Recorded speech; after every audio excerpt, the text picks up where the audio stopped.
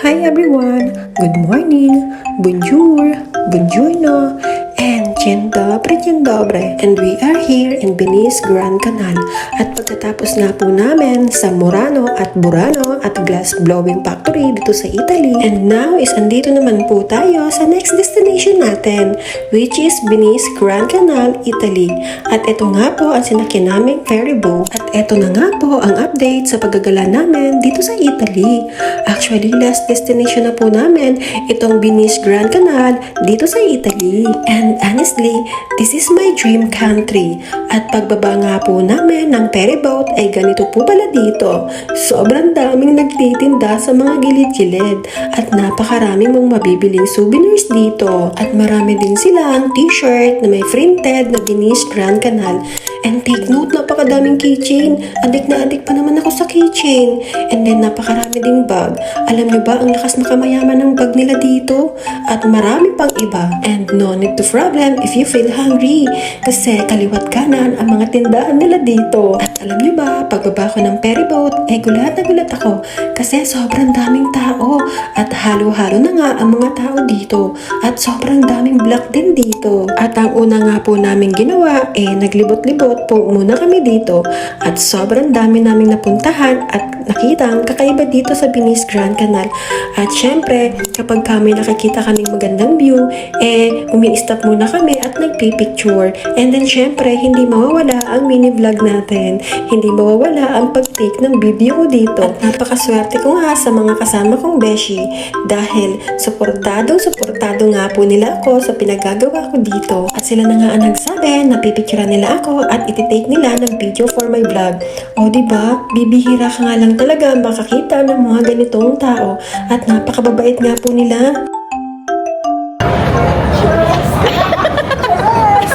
At sa paglilibot nga po namin dito sa Venice Grand Canal, i-share ko po sa inyo ang magagandang view dito. And let's talk about the Venice Grand Canal tourist spot in Italy. Grand Canal, Canal Grande in Venice, Italy, is a 2-mile long, S-shaped waterway forming the city's main traffic corridor, lane with over 170 historic ornate falas. Top attraction including riding a gondola or vaporito water bus, visiting the Rialto Bridge, and viewing sites like a Peggy Guggenheim Collection and Santa Maria della Salute. At syempre, pagdating sa palace is hindi kami nagpahuli. Sobrang ganda ng palace nila dito sa Grand Canal. At eto naman po ang mga tourist highlights and spot on the Grand Canal. Eto naman po ang number 1 highlights tourist spot nila dito, Rialto Bridge. Itong Rialto na ito is sobrang ganda. The oldest and most famous bridge crossing the canal, offering panoramic view. Sobrang ganda dito at napakarami kong picture dito sa Rialto Bridge. Grabe ang Rialto Bridge nila dito. Sobrang ganda.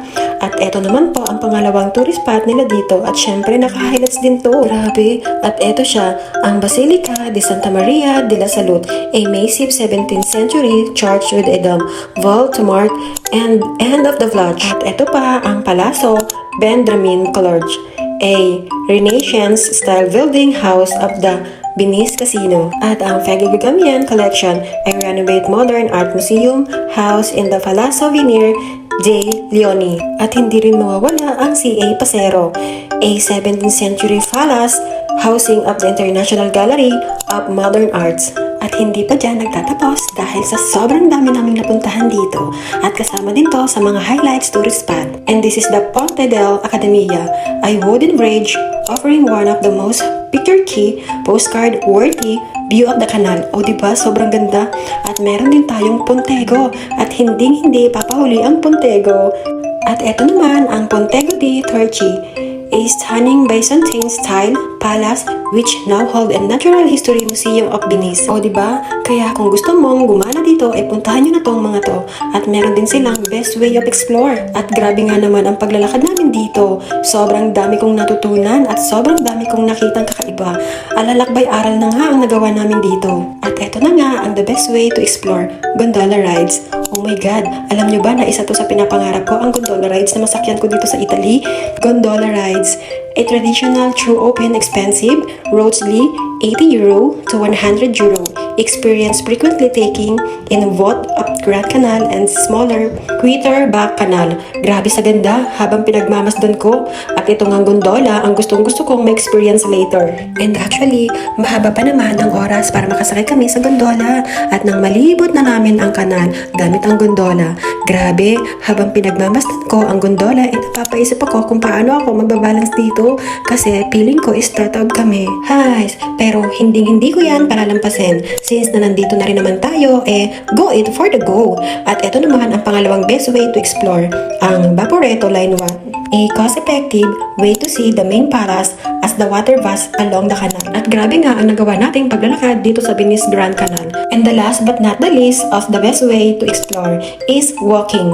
Walking, exploring the bridges like the Rialto or the modern, somewhat controversial Constitution Bridge. O diba, sobrang dami kong natutunan dito sa Venice. And take note, since na nandito na rin kami sa Venice Grand Canal, hindi namin palalampasin ang mga sumusunod. And don't forget to explore this Basilica di San Marco and Bell Tower San Marco and Dogs Palace.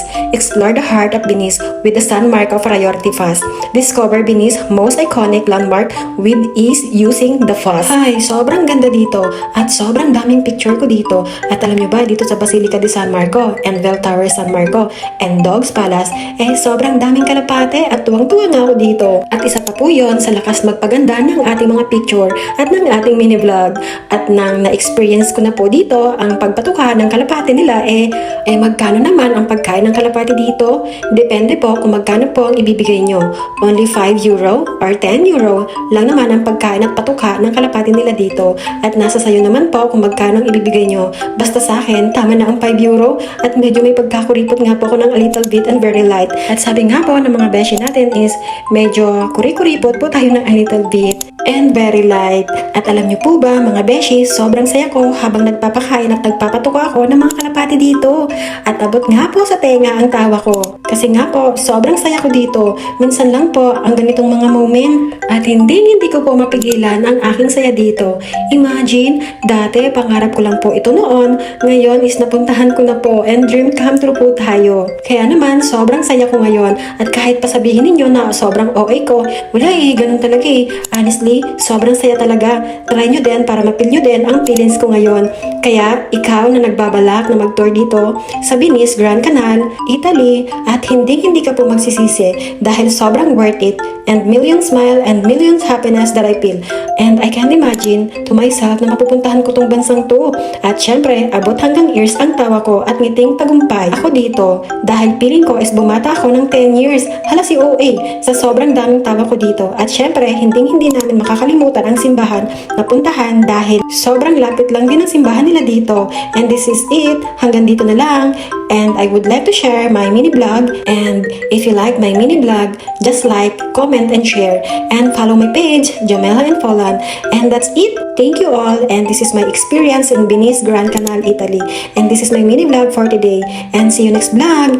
And thank you for watching. And that's it, the Venice Grand Canal tourist spot and exploring experience. And Basenya do Yutra. And follow for more. Bye!